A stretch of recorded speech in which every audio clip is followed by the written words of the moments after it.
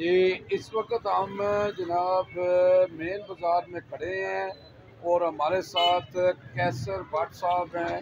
تو جناب آئے کیسر بٹ صاحب سے کہتے ہیں کہ آج ان کے دل کی آواز کیا ہے. السلام علیکم ورحمۃ اللہ. وعلیکم السلام ورحمۃ اللہ. اور بس سب ٹھیک ہے آپ؟ الحمدللہ جی. اللہ دیکھیے جی، تعالیٰ بات یہ ہے کہ رمضان مبارک کے مہینے کی وہ جو یہ سب سے بڑی جو ہماری دوسرے عشرے کی جو بات ہے وہ مغفرت کی بات ہے. اور اللہ تعالیٰ ہمیں اس مغفرت کو سمیٹنے اور اللہ تعالیٰ سے بخشش کا ذریعہ بنانے کی توفیق عطا فرمائے.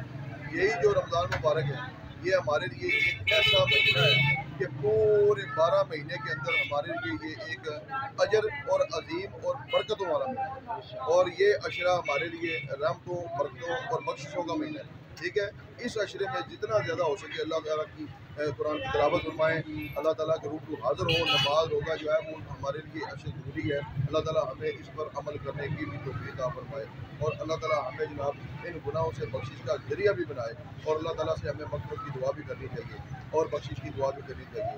سب سے بہتر بات ہے کہ اس قرآن پر عمل کیا جائے، اللہ کے رسول صلی اللہ علیہ وسلم کے طریقے پر عمل کیا جائے. اسی طرح اللہ کے رسول صلی اللہ علیہ وسلم اپنے پہلے عشرے میں بھی اتقاء بیٹھتے، دوسرے میں بھی بیٹھتے، تیسرے میں بیٹھتے.